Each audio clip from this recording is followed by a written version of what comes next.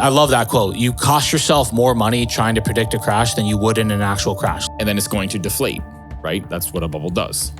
To a certain level. And that's the thing. People think bubble, it'll just explode. It always just pops to zero. No, it deflates deflates a bit. And then it matches, supply matches demand. It just corrects. Yeah. That's all it does. Supply will match demand, like you said, and it'll just correct. That's it. Okay, on today's podcast, we're going to be talking about whether or not there's a housing bubble in Canada. Is the housing market going to be crashing in Canada? And if it does, how do you deal with it? And if it doesn't, how do you deal with it? Or if it keeps going, what do you do? Yeah, super interesting topic. I mean, for the past decade, I've heard that the market's going to crash, right? So what's your quick take on this? Is the market, let's start with Canada. Yeah. Is Canada's housing market going to crash? Are we in a bubble? Okay, so this is my thoughts on the whole topic. Number one, I don't know. It seems like there's more people saying it will than there's not. Okay, and the problem with myself is I am a little bit jaded. So you always refer to me as cautiously optimistic because, and I feel the reason why I am actually cautiously optimistic is because I started during the worst time to start, especially with regards to Windsor. So to give a little bit of context, in 2008 or 2007, even when things started to unravel in the housing crisis in the whole 08, whatever you want to call that housing crisis, Canada wasn't affected. But what ended up happening was all of that started to really kind of trickle down to our area because the fallout from that took out even other industries. And at the time, the auto industry in particular was really struggling. And Windsor's heavily reliant on the automotive industry historically, especially 08, 09. And then we still are. Like we're still pretty heavily reliant on the auto industry. We're starting to diversify quite a bit. But back then, it was like literally probably 90% or something along those lines. I'm throwing a dart right Honestly, now, but it was huge. It's a significant portion of our economy. And we had a lot of the big three plants here, which just still are a few, but there was multiple big three plants here. And then of the rest of the sector, it was a ton of like tool and mold shop that were feeder plants. So it's a massive piece of our economy. So during that time, like Windsor was literally taking a shit kicking. Mm-hmm. And that's when I started buying real estate. And I was buying real estate for like, oh my God. I mean, I was buying real estate where I have real estate right now that I purchased for like literally $40,000 and it's literally worth like $500,000 right now. So it's unbelievable. And I had so many people telling me not to do that. So you started in the crisis pretty much. Yeah, oh yeah. Now we've gone full 180. It's turned from crisis to one of the hottest markets in the country, probably in the world, to be honest. Mm-hmm. Like Windsor, Ontario is probably up there. Probably. The hottest markets in the world. 35% appreciation, 30% appreciation annually over not even annually. For the past 3 years. I mean, like. Yeah, and not like, it wasn't even like 30% like in like 3 months. We're like seeing it's kind of outrageous. We're seeing some crazy stuff. It's actually too much. Like it doesn't. I don't like it. It's not good. But anyways, getting back to the topic here. So the reason why I'm cautiously optimistic is because I know what it's like to go through something like that. So I'm always kind of like on guard a little bit. So which is not a bad thing. No, it's not. It's not a bad thing as long as it doesn't create inaction. No, and from my perspective, I have been hearing ever since I've done that the market's going to crash. So it's been in the middle of the crash. Yeah, people are calling for the crash. So it's like it already crashed. Exactly. Bro. So when I started buying, I was like, well, it can't get any worse. And if it even does, if I'm buying something for 40, what's it going to go 30? Like I'm really not even that. Like even though the percentage is high, the dollar value is not that high. Like if you were to take a 20% further decline on $40,000 house versus a 20%, 25%. Crash now on a $500,000 house, we're talking a lot more money, right? It's 10 times the amount of money. So, my sentiment now is everyone was wrong from then till now. I was wrong. Yeah, I was wrong more than a decade even. Like, what is that, 13 years? So, and I was wrong from then till now. So who am I to say that I know anything? And who are all these economists to say that they know anything? Yeah, they've been wrong too. Yeah, clearly they've been significantly wrong. Yeah, clearly no one can predict anything. So what would I do in a market crash? I would do exactly what I did back in 2007, 2008, and I would buy more real estate. Mm-hmm. I would take advantage of the fact that it's coming down. And when the market crashes, it's a little bit different. But here's the thing. This is the biggest hindrance for investors, especially beginners, is the fear of the market crash. Yeah. That's always in somebody's mind, prevents you from doing anything today. Yeah. So what would your advice be? Let's say you're brand new to you don't own any property. You're just getting into the market now. You want to become a real estate investor. Mm-hmm. With the market being as hot as it is, what would you would you sit and wait for a market crash, or would you still try to operate despite the competitive conditions of Ontario's market? I would still try to operate for sure. And let's say you don't have the option of going and buying apartment buildings in the US, right? Like you're a small time investor, you're just getting started. Really, your only option is probably to buy in your own country. Yeah. Maybe locally or whatever. But I think that's what people need to hear. What would you do right now, beginner investor in this market? I would still buy real estate. Yeah. How about this idea? And I would probably tend to buy newer stuff right now, to be honest with you. I like it. Yeah. I like it. Yeah. And the reason why is I know what it's like to do a really big value add, and it takes a lot of resources, takes a lot of time. And the problem is right now the market's moving too fast, where the opportunity cost of those resources and of that time may actually set you back a little bit. Yeah. Now, so I guess the point here is that despite the fear of the market crash, right? You're cautiously optimistic. You still wouldn't not act in this market. No. Now that's what people need to hear. Yeah. Again, I would be cautiously optimistic, and I would still want to buy stuff that actually worked. Mm-hmm. So I would have to come from some sort of perspective of investing or purchasing something that was a value add cash flow positive. Something. Yeah, cash flow positive. I think so I'm used to very good returns. So again, I've been doing this for 13 years in this market. So I'm used to double digit returns. So I've pivoted multiple times in this market. So I've gone from single family homes, then I've gone from, only water, and then I've gone from industrial, then I've gone from a little bit of development, then significant value add where literally I'm knocking shit down, keeping a wall so that I don't have to pay redevelopment fees or whatever. I've gone all over the place in order to chase those heavy returns. But that comes when you're a little more seasoned, right? If you're literally a newbie investor. Yeah, limited capital. Yeah, most people don't have the resources to be doing. Are we talking first time investor? Yeah, or just a small time, right? Maybe you own one or two properties, right? Yeah. Or you're just thinking about getting in the market. Because these articles, the market crash articles, that's always out there. Keep in mind, guys, it's not just because the market's hot. This is always in play. Even in the middle of a crash, they're talking about another crash, right? Yeah, going down, whatever. Yeah, so for every year for the past decade, you can go, or 13 years, 14 years, forever, you can go back and find that the market was about to crash. Now, the point here that we're trying to make is A, don't let it stop you from making moves, and B, stop trying to predict it. Yeah. Now, what we can do, in my opinion, is you can prepare mentally for when the market does crash or drop or correct or whatever you want to call it. And that's, I think, one of the most important things. Yeah. So for me personally, I'm always a buyer of cash flowing real estate in any market. I don't care if it's up, down, or sideways. I'm always looking to buy. There will not be a time when I go for a whole year without buying a piece of property. Even if the world is melting down, when it happens, right? If it's next year or 10 years from now, when in the middle of that meltdown, I will be buying real estate because I don't know when it's going to stop. Yeah. Now, if you remember at the start of the things were a little bit hazy, right? How many of my clients do you think made a move at the start of that pandemic? Let's say March of last year. A lot or none? Zero. Nobody, right? Because it's a scary time. Yeah.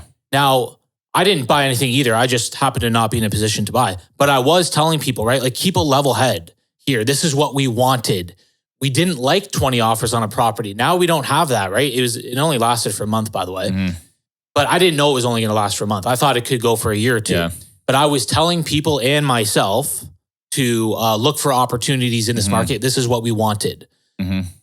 So I think you should be preparing now for when it does happen, because a lot of people talk, and I used to do this myself in the stock market. Oh, when the market crashes, I'm going to be a buyer. I'm going to make so many moves. But when it actually happens and things are actually scary, like the old me, I didn't buy anything. People get scared. It was too scary. For sure. I had to develop. So in 2020, I never bought more real estate than I ever did in my life.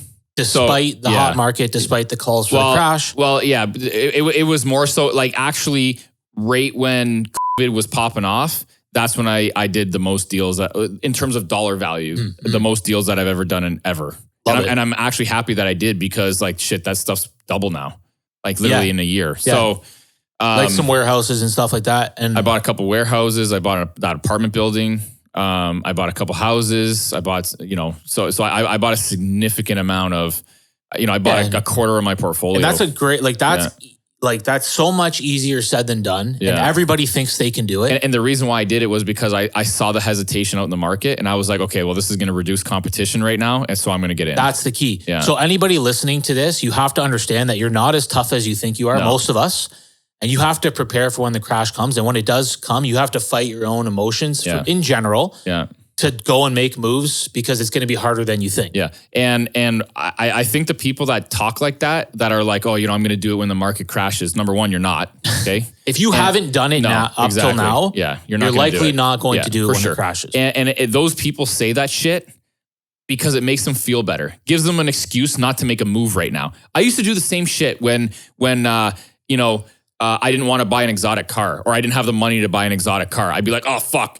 I'm never going to buy an exotic car. You can't even drive that shit around Windsor. The roads are too fucked up. Yeah. Well, I got multiple ones now and the roads aren't too fucked up. Yeah. The reason why I was saying it because I couldn't fucking afford it. Yeah. So it made me feel better to make an excuse as to why not to have it. Yeah. So the people that are saying, well, I'm just going to wait for the market to crash is exactly the same people. It's an excuse disguised as I'm smarter than everybody else. It's the same reason why the same reason why people hate on people online or on social media. 100%. Makes themselves feel better. Absolutely. Right? Yeah, just shut the fuck up. Yeah. Like that's it. Yeah, if you can admit to yourself that you're scared and the reason you haven't, whether or not it's a crash or not, like even in a sane market before all this or even in a hot market, the reason that you're not making moves is generally fear. It's almost always fear. Yeah. If you don't have enough capital, then you're afraid to go get enough capital or whatever. Like, I don't know, but it generally boils down to fear. And then it's packaged in excuses, whether it's hating on rich people or it's hating on people that are making moves or the market's going to crash. And everybody that's buying now is stupid and I'm smart. And, a lot of times, like I'm driving around, right? I'm looking at these big projects that are happening all across the US, all across Canada. Developers are putting like major condo projects. There's like 5 or 6 condo projects going on in Windsor. And I'm thinking to myself, either they're stupid and they're the idiots, these multi-million-dollar development companies, or everybody else is stupid. That's calling for a crash. Like Joe that works at Costco is stupid. Yeah. Like which one? Who am I going to follow? Yeah. Right? Now, typically fear seems to sell more than positivity for some reason. For sure right? It does, yeah. So if you have a fear message and a positive message, it seems like most people will gravitate towards the fear one. I don't know if that's sure. I know I used to. When do you really actually see the newspaper having more like positive articles than negative? It's never. There's never more positive than there is negative. It's 90-10 at the most. It's 90-10 negative. Yeah, it's always the crash. Now, how do we even what even is a bubble? Like, how do we define bubble? Because bubble is such a common term. Everything's always a bubble, by the way. Bitcoin's a bubble. This is a bubble. This stock's a bubble. Everything's a bubble all the time. Yeah. What is a bubble? I think if you understand what actually a bubble is, then maybe it can help you navigate things. So this is how I would define a bubble is it's a point when there's oversupply of something and there's an undersupply of demand. Like there's not enough demand. Yeah. Right. Then you're in a bubble because there's not enough to absorb, right? Like a bubble will inflate as long as there's enough air, right? Yeah. And if you run out of air, the bubble deflates. Well, in Ontario right now and in Windsor specifically, how can it be a bubble if there's more demand than supply? Yeah, there's not enough supply. So there's no justification for an actual bubble. That's what I mean. Yeah. So, but the term bubble is just thrown around. Yeah, and I have a feeling that we're in a scenario where I don't think you can actually say Canada is in a bubble. I think bubbles are way more specific to submarkets, not just even markets. Hyper I think local. Yes, they're very local because you can fix a bubble, Canada wide. Like that's not a problem. Like for example, Windsor's kind of in a unique scenario here where we're kind of like almost surrounded by water. So it's hard for us to actually expand. There's almost like, I guess you can expand internally here, but you can only almost expand to the north, right? So we're a little bit restricted on land here, but I think a bubble is like super hyper local. Like there's a lot of like localized drivers that will predict whether or not there's a bubble. So to label like Canada in a housing bubble or housing whatever, I don't think is accurate. And here's why people do it, because prices go up. So it automatically is a bubble without looking at any fundamentals. Yeah. That's just stupid. Yeah, we have a simple fundamental here of economics. Yeah. There's still demand, right? And there's no supply. From qualified buyers that have good jobs and income and the money to buy, otherwise the banks wouldn't lend to them. Yeah. There are more qualified buyers than there are houses for sale. Mm-hmm. Now, it's simple. Now, I don't know if there's more. I don't know if there's more buyers right now. I happen to think that there might be. There's probably more investors right now because real estate's absolutely hot right now, like as an investment vehicle. But that's in the category of buyer to me, for sure. They absorb supply. I agree. Yeah. All I'm saying is like, is there more buyers currently right now than there were before? Or is it a simple fact of like, there's just way less supply and the same amount of buyers? Because the previous buyers have absorbed all the supply. And that's fine. And what I'm trying to say is like, I think supply is so dramatically restricted, it's creating this environment. I don't know that there's like millions of more buyers in the country. I don't think that that's necessarily, or maybe because we're getting a lot of immigration, there's a lot of factors that are, coming into play. But fact of the matter is, I feel like the largest proponent of this is the severe restriction of supply. Absolutely. Yeah. Right. Now, so how do you have a bubble when there's not enough supply now and there is no future increase of supply that we can even foresee? At least fast enough. Or affordable enough. Yeah.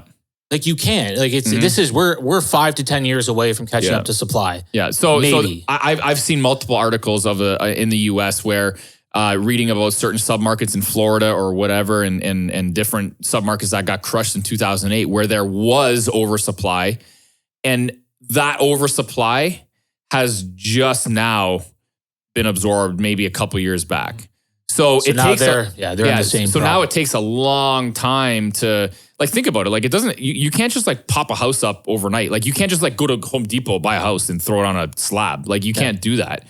So permits, environmental studies, this study, that study. And then when you have the government policies in place that we have, where there's like all kinds of red tape, it just slows everything down. Like and then throwing on Old Tecumseh here, like I drive by it quite a bit.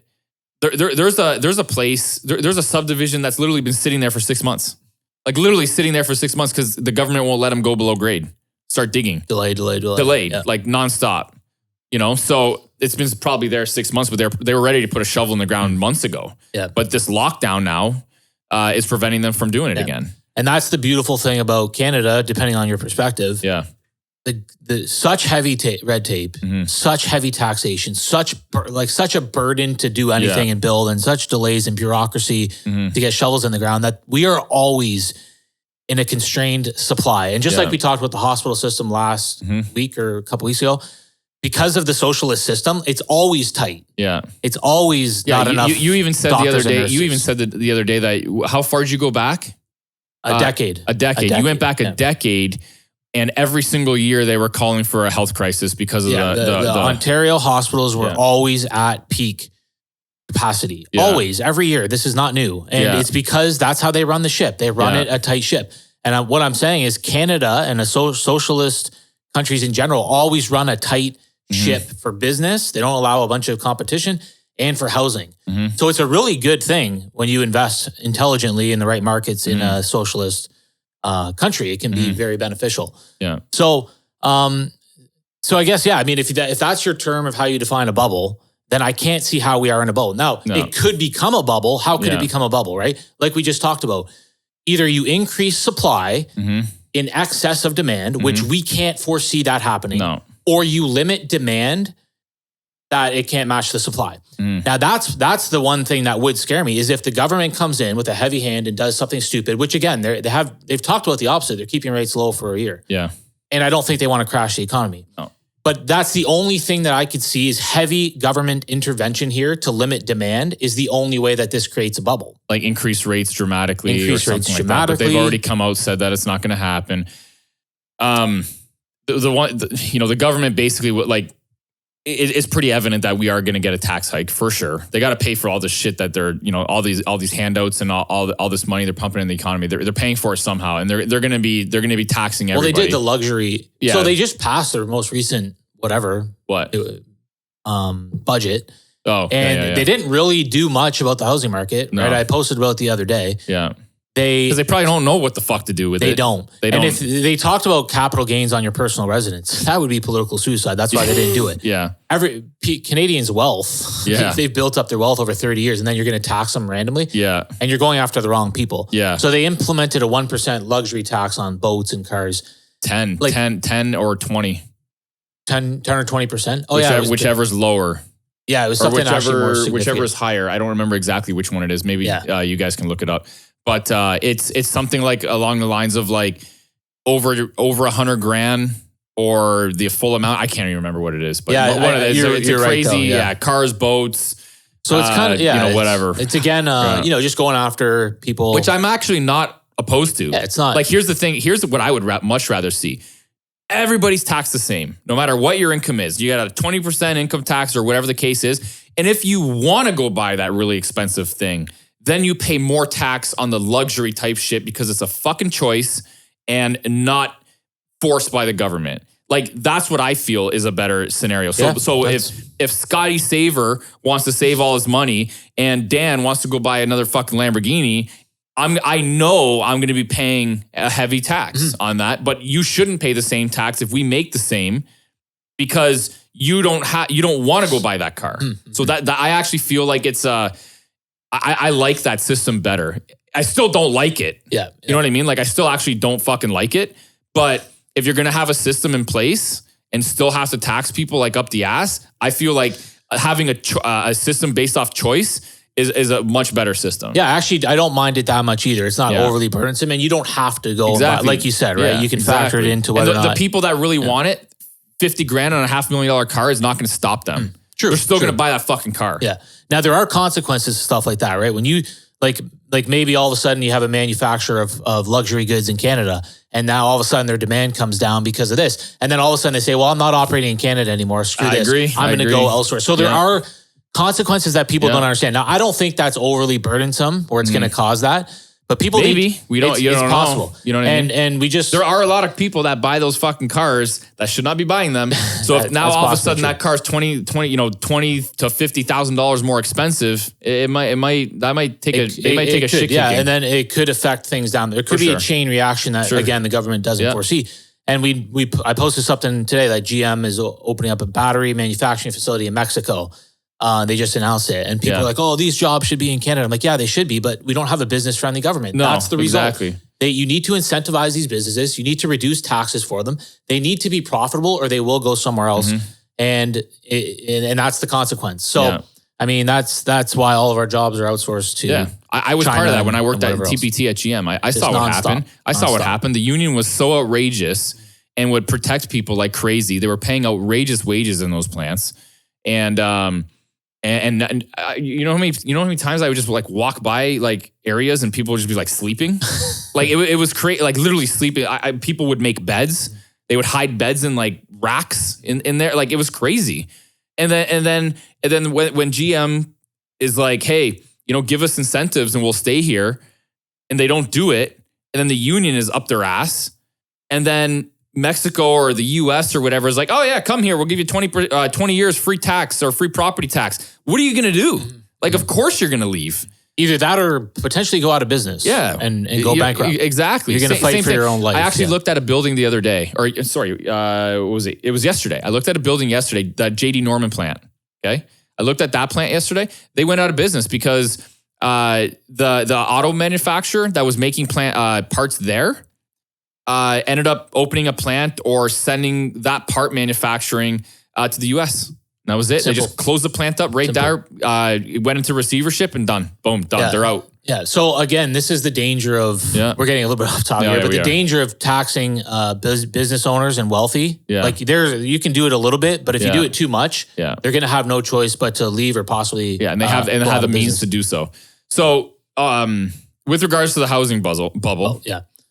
I think what we were talking about there is government policy could potentially limit demand. Exactly. Which would make the bubble, there's no more air to keep inflating it and then it comes down, right? But I still do not think, like, it would have to be absolutely dramatic. It would, we would, here's the thing. Because Canada's banking system is so tight, it would take a catastrophe to crash our system. Like a legitimate catastrophe, like a significant impact. That's why when people say, this plant went out of business in Windsor, costing us 100 jobs. Is that going to crash the market? I'm like, no, it's not big enough. Yeah, because for sure. Because there's a 20% baked in crash, right? The banks require 20% down, or it's CMHC insured. CMHC is a crown corporation that's insuring those more. If you had a bunch of defaults, CMHC has so much money, like in their bank account to cover money. Yeah. Right? Like to cover those defaults for people that aren't putting 20% down. Yeah. There's a war chest to go and attack those places. And then on top of that, you have investors. Again, we've been in a 10-year bull run. People like yourself that are you have a big bunch of money that you could deploy if a little shock comes and prices dip 7, 8, 9% or something like that. You don't think there's going to be a pool of investors, not just in Canada, but globally. That's not even enough. That's what I'm saying. That percentage is not even enough. And that, overall, I'll put it to you this way. In my eyes, it's not enough. In the US, when that whole crash happened in 2008, I believe the entire overall, the United States, real estate took an 8% hit. So but when you have bad loans, an 8% hit is big. That's true. The problem. It's a different kind of and our banking system does not allow that to happen. Now, and the US is such a big market that they could have had oversupply all across the US. That's a major shock. Our market is so tight all across Canada because of the reasons we talk about. It's harder to crash this system. It is, It's harder to crash a socialist system. Yeah. And you have a government that always seems to step in to bail everybody out. Yeah. Whether businesses or individuals to help them pay their mortgage payments. And people keep saying, it could crash this. You think there's going to be a bunch of homeless people walking around the streets because the government's going to allow people to not pay their rents or to pay their mortgages? And I just don't think it's super likely. So it's a hard system to crash. It really is. Very difficult. It's very difficult to crash this system. And even in the height of the crash, I think the unemployment rate, was 10 or 11% or something like that. Average. I don't know if that was for Windsor, but that still means there's a 90% employment rate. And that still means that people are working. The economy doesn't stop, right? Things don't just go to zero. It contracts, right? Yeah. And it's kind of usually a temporary thing. And also in those previous crashes, the internet wasn't as big. It wasn't as global. There wasn't. We're in a global market now. We're in a global market now. So almost if somebody crashes over here, the rest of the globe can step in to fill that void. And the only thing that, the only few things that I am unsettled about is, number one, the amount of debt that Canada has gone into. And I say that loosely. I'd like to touch on that. Yeah, I say that loosely. So I know where you're going with this. Yeah, so Canada. I did talk to somebody that really understands this very well. All right, let's hash it out. Yeah. I don't know everything. And I don't know enough, but he did say it is a very big concern. Yeah, so Canada has one of the highest debt ratios in the country. Debt to GDP, I think it's the ratio that they use. Yeah. But Canadians' debt is almost all household debt. It's almost all mortgage debt. And statistically speaking, Canadians don't default on the mortgage. They don't go buy, generally speaking, stupid shit and then not make their mortgage payments. They'll pay their mortgage before anything else. Whereas in the US, it was kind of I have my mortgage. I'm going to default on that mortgage and go buy a boat. Or I'm going to buy a boat and have this mortgage. It was a different mentality. It was people were running just a stupid mentality. So our debt levels include mortgage debt. A lot of countries don't factor it in that way. They won't include mortgage debt or housing debt. So with prices rising 20 or 30% a year, of course our debt levels are going to rise, but it's all mortgage debt. You get what I'm saying? Yeah, I get. And I could have 50% equity, right? Because I took my money that I just sold my $400,000 bungalow. I bought an $800,000 house. I put $400,000 down. I had no debt before. And now I have $400,000 in debt. But my ratios are still very good. Yeah. So the debt, like I keep reading, I've been reading this for a decade. Canada's debt levels are too high. They keep rising. I'm like, yes, of course they do. Because of inflation, prices of houses keep rising. Debt levels are going to continue to rise, but it's not necessarily that. It's debt to equity ratio. It's debt service coverage ratio that's important. And I don't know those metrics, but I'm just saying you can't just say our debt is rising and it's going to crash. We need to look more deeply into it. I haven't done any more research. I'm just saying people just keep looking at the number on the debt without considering other things. Yeah. So I guess the unsettling scenario about that is, which I would agree with you, that we're essentially more conservative. We don't like blow our brains out getting into stupid shit over here in this country. But nonetheless, we are in a really weird time where there has been a decent amount of people. And if you look at the amount of people that ended up losing their jobs back when all this came down in like that era, to how many people are essentially like out of work now and could potentially become out of work when all of this kind of like goes away and like unfolds. Whether or not those people are capable of paying that debt in terms of like mortgage debt is another story. That's the way that this guy's painting it because of how many people, I would like to know the actual number. How many people are at risk of default? And also prices are up so high that they have so much equity. Even if they had to fire sale, they would still be up money. And then this is more about like if shit actually starts collapsing once, certain things unfold, because we're still kind of like, the problem is right now is we're still kind of in like a really weird fucking like balancing act right now. Like the fallout from all of the last year still hasn't like unfolded yet. And that's what the unknown is. Like this guy's not like, oh yeah, everything's going to come crashing down. That's not what he's saying. He's like, he doesn't think at all that's going to happen actually, but he does. There is a concern with the amount of debt that the country has. It's a concerning thing. Does he think everything's going to come crashing down? No, that's not what he's saying. In fact, what he thinks is going to happen is, so this guy is a tax accountant. He's a partner in a tax firm. He's super smart. You know him. Super smart guy. What he said is what you'll see more than likely. What you'll see more than likely is just the government literally just taxing us, and they'll just make up the money that way. And that's literally it. Now that I can see. Yeah, that's it. Like that's all he thinks is actually going to happen. It's shit. And what people actually don't understand is that, that's happening across the board. It doesn't matter if you make $10,000 a year or $10 million a year. When you go walk into Walmart or you go walk in anywhere, you go buy something, you go buy food or whatever, you're paying the same amount of food. They're not asking you at the register like, hey, how much money do you make a year? Oh, well, you get a different price. That's not happening, right? This is so important for people to understand. Yeah, so the problem is you have a scenario where all these people are taking advantage of all these government handouts and all this stuff. And, everybody's blowing their brains up, be like, oh, free money. It's not free money. We're all fucking paying it back at some point. Okay. Whether it be, even though if you're, middle to lower, on the lower spectrum of the scale in terms of income, that's fine. You're going to be paying less income tax. But when you go buy shit, and now a fucking Big Mac at McDonald's is like literally $10 or $15 now because you wanted to take advantage of all these programs, you're getting hit too. But you're still making significantly less. You're actually, even though your income is kind of rising like this, shit is like skyrocketing so much faster than what you're making. The percentage of your earnings can't keep up with inflation when you introduce these kind of policies into the market. It's fault. No, it's not the business's fault. It's the policies that started from the top, generally from the government, that have trickled down, and the businesses have no choice. They're going to raise prices. And then again, the wealthy people are fine. It's the people at the bottom that end up hurting the most. 100%. And that, so what's the fault? Okay, so let's say that kind of does play out, because I can agree with that. I think that's going to happen. What's going to be inflation and so, like, is that what you're saying? Well, what's going to be the fallout in terms of the house, like real estate, I guess, in Canada, right? I think it's going to keep going. I think it's going to keep going. Yeah. The one thing that I'm kind of wondering about is if the government will step in and put a ceiling on rent and stuff like that. That's the one thing that I didn't think. I remember I brought this up to you like a year ago, and you were like, no, I can't ever see that happening. But now I can kind of like where's it going to go? Like, at what point are you going to buy a house for say like $1 million or $750 now, and then that house still needs to pay for itself. So anybody renting that house is going to be what, $4,000? Like you can't pay that.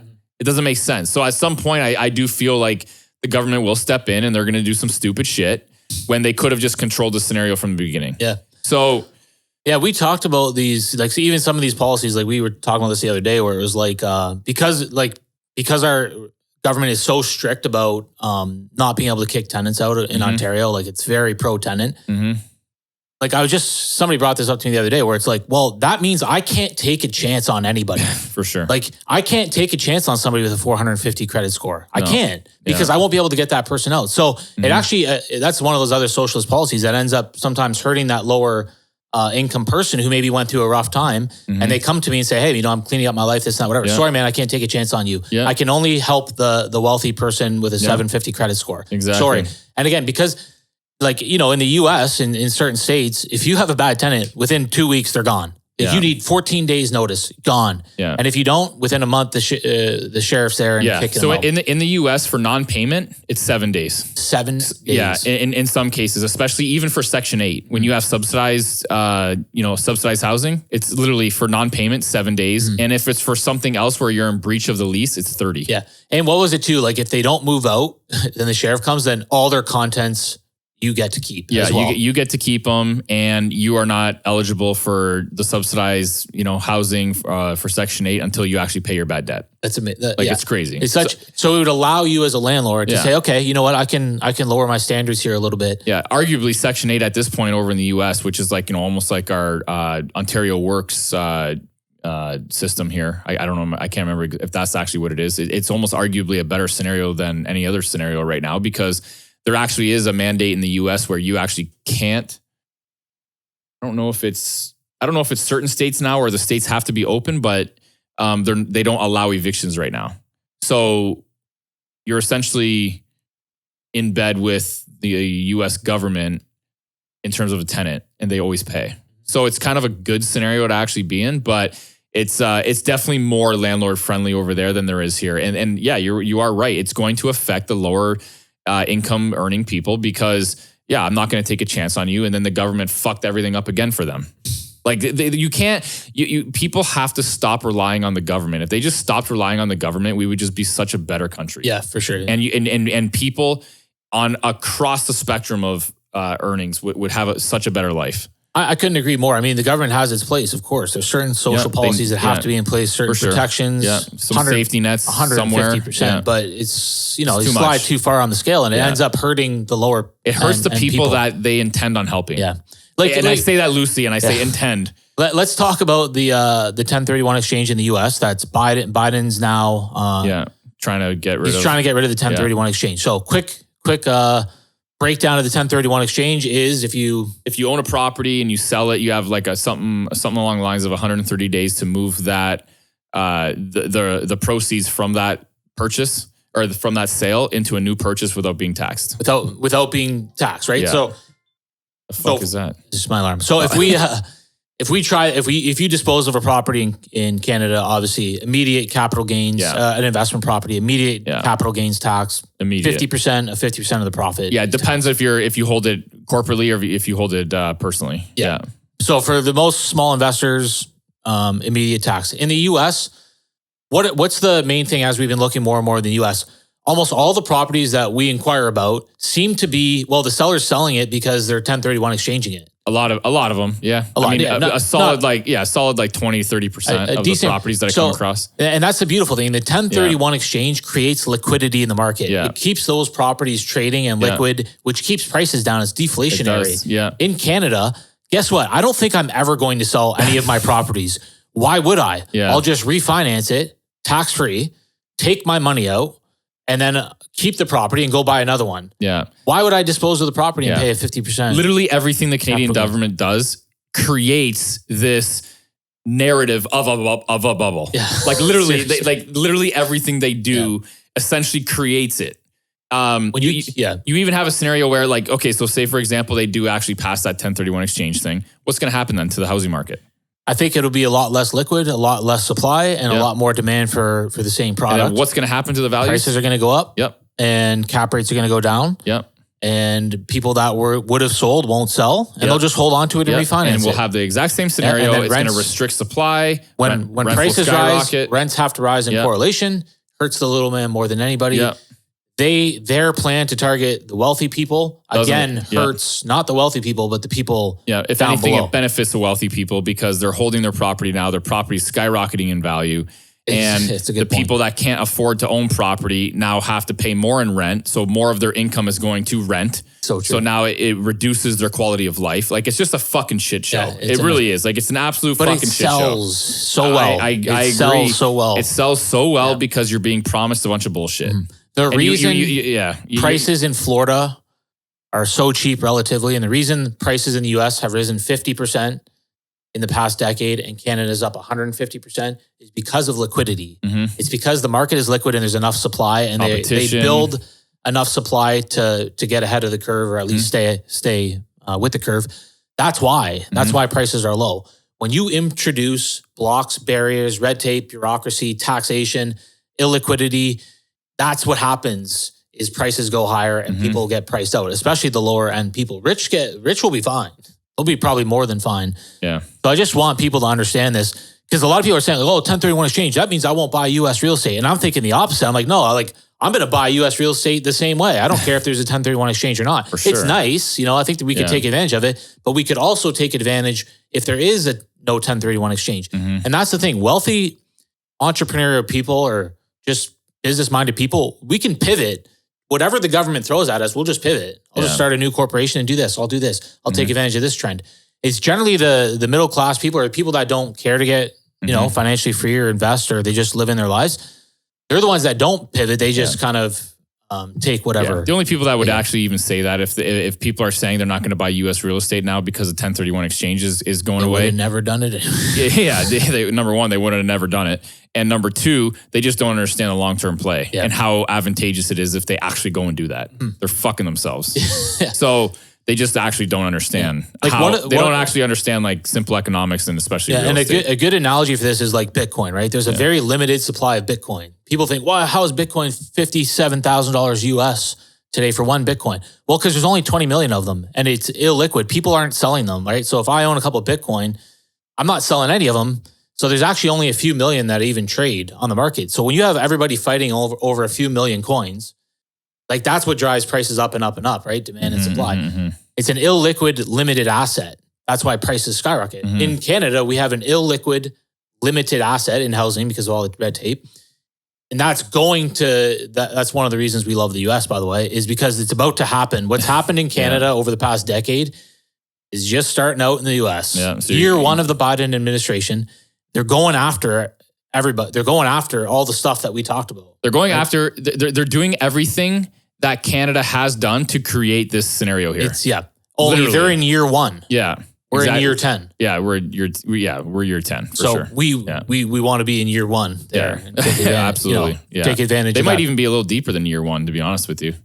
Seems like maybe year areas two. Maybe they're in year sure. two. It seems like it started happening like a little bit last year when stuff started getting a little bit, maybe not, maybe halfway through. Well, certain things happen, but Trump was cutting taxes. He was cutting red tape. He was cutting bureaucracy. He was limiting immigration. Not here to debate about immigration policies or not. Don't really care. All I'm saying is which policy is best for real estate? Well, pro-immigration, open borders is going to make my real estate more valuable. Yeah. Look at Canada. Like it's exactly what's going to happen. So that's why I call it year one, is because federally, makes sense. The previous administration was doing the opposite. They were increasing liquidity, decreasing taxation and burdens and barriers to building and construction. And then you factor in, COVID was regardless of the administration, COVID's added further restrictions and delays on everything. So it's kind of a perfect storm over there. But you also have certain policies in place too, where it seems like they're pushing a certain narrative to continue those restrictions. Yeah. So 100%. Yeah. And it's not, and it doesn't seem like it's really, well, in the US it's going, like now they're starting to open up in the US, even in like the Democratic states and stuff like that. But over in Canada, like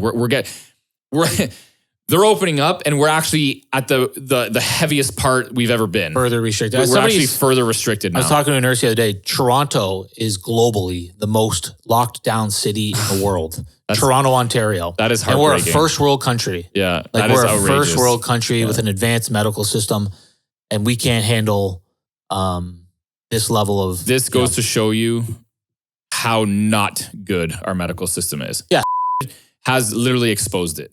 Yes, it was on the brink for a long time. Mm-hmm. This is most people won't look at it that way, right? They'll just think, "Oh, this is a disaster that nobody could have foreseen." And nobody will actually realize like it's been a disaster. You know, this isn't like a new thing, like you mentioned. Like our medical system has always been on the brink of collapse. It was on the brink, and same with the housing system. We were on the brink. We're always on the brink of a housing crisis. Yeah, always. And then you open up the immigration to 400,000 people a year. That puts us over the edge. Yeah. And then you factor in people moving to different parts of the city where there's not enough supply. Mm-hmm. Then you pump in the red tape. Mm-hmm. That brink has been pushed. Mm-hmm.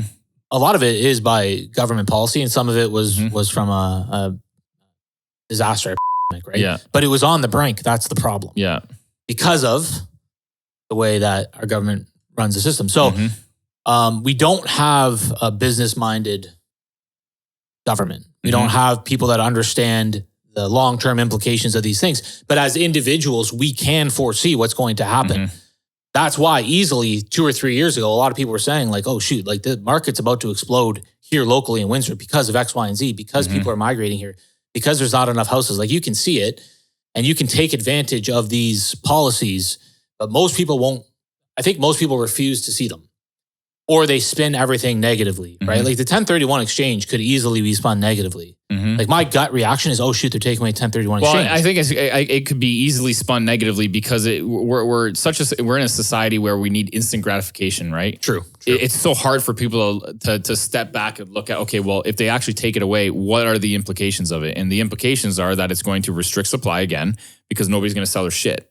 Or people are going to be way more hesitant to sell their shit. Or they're also going to be adding a little bit more onto that value of the property because they're getting more taken off. Like it's not a good scenario. The only good scenario that it will help is for people that own real estate because the values are going to skyrocket. I agree. So the gut reaction of people to certain policies is a lot of times just negative. But if you take a step back and look at the policy long term, you can usually find a positive in there and a way to take advantage of it. So is the market going to crash, or is there a housing bubble in Canada? Here's what I will say. Right now, I don't foresee one. If something changes, right? Because what I post and what I say now is based on the information that I have now. And so right now, no, because of the reasons that we talked about. If something changes, if the government comes in and does X, Y, and Z and raise rates, which I do not try to predict, is you will get burned. You can cost yourself a lot more money trying to predict crashes in government policy than you will make in an actual crash, right? So when and if the information changes, then my strategy and my mentality and what I talk about will change. And again, I think people will say, oh, you're changing, you said this, this, and this. I'm like, yeah, but those were the cards we were dealt at the time. Yeah. I love that quote. You cost yourself more money trying to predict a crash than you would in an actual crash. Let's say the market crashes, you lose 20%. Here's the thing. If you own an asset or a stock or anything, your downside theoretically is 100%. You could lose 100% of your money, but your upside is infinite. You could make infinite money, especially in real estate, right? Because if it doubles in value, I can pull my money out. Now I have an infinite return. So 10-20%, like 10% would be a market crash. That's just not even close to enough that would stop me. Like not even close. No, I would be an absolute buyer. Yeah, I would be an absolute buyer in the middle of the crisis. Yeah. And I actually, like, again, I look forward to it. Yeah. And the same with the stock market. When the market crashes now, I get excited. I used to get scared. I get excited now. When the real estate market crashes and I'm buying things at a 7, 8, 9 cap, you don't think I'm going to be happy? I won't be afraid anymore. I know I used to be. So yeah, I guess for anybody listening to this, you better check yourself right now and start preparing mentally and emotionally for a crash, because I think the real problem with a crash, it's not unemployment, it's not this and that, whatever. It's sentiment. People have a negative sentiment. They don't want to spend money. They're scared. They're afraid. They're not shopping at Walmart or buying stuff on Amazon. And that could last for a year, 2, 3 years until the fear clears away. But people that aren't afraid can operate in that market like significantly. It's like a higher barrier to entry now, right? Like you always talk about, you want higher barriers to entry. Most people want lower barriers to entry. Most people get excited when the market's hot. They want to jump on when the market's hot. I get excited when the market crashes, but I'm not going to sit on my laurels while the market's hot and do nothing either. Right? I'm going to operate in any market, especially for real estate, because it's the most valuable. Now, here's one thing I do know. In 20 years, prices will be higher than they are today. I do not know what it's going to be next year or the year after or the year after that. But I do know in 20, 30, 40, 50 years, prices will be higher because of inflation and building cost and population growth. Very simple.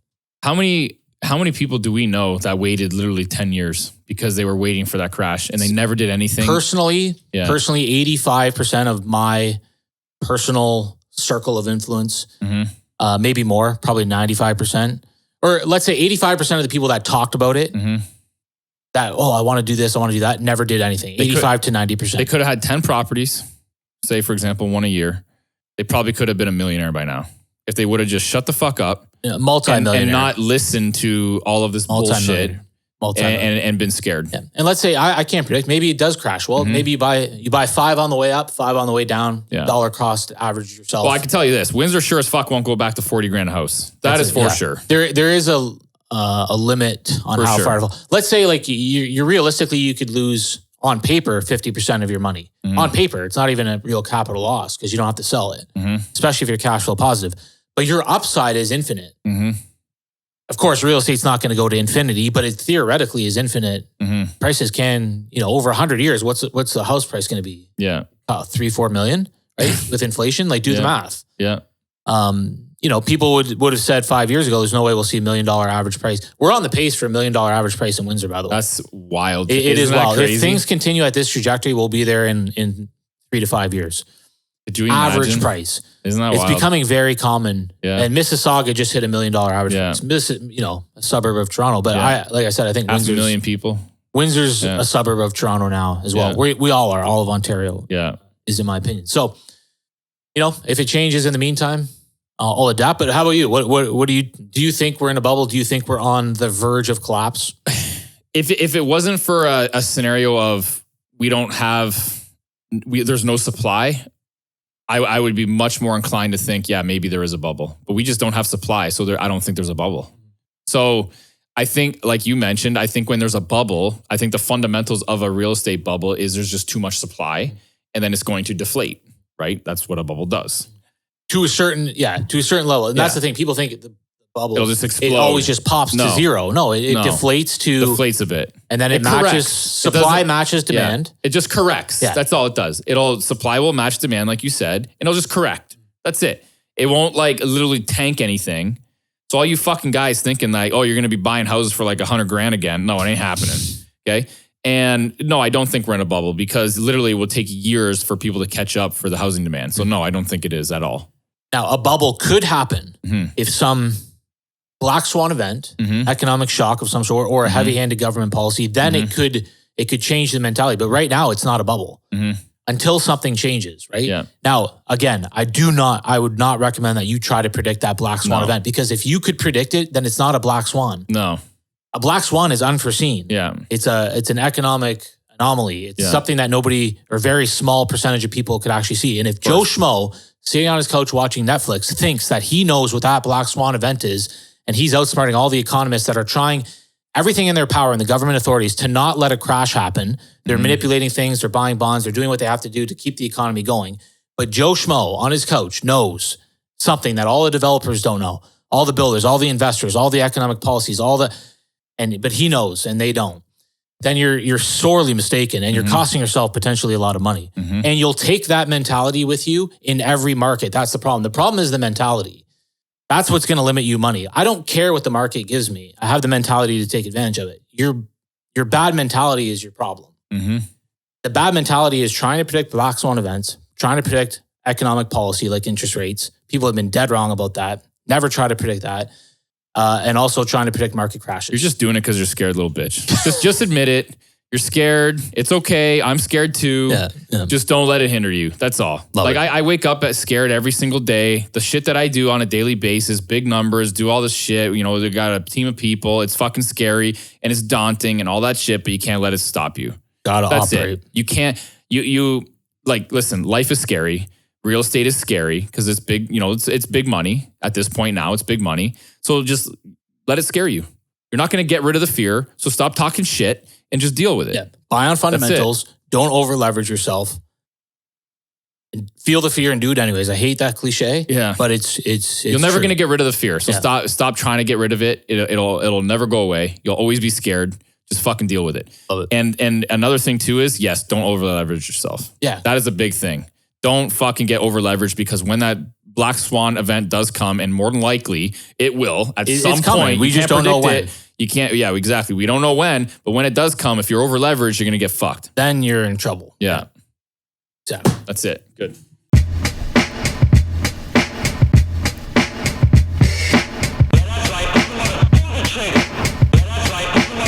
Trigger.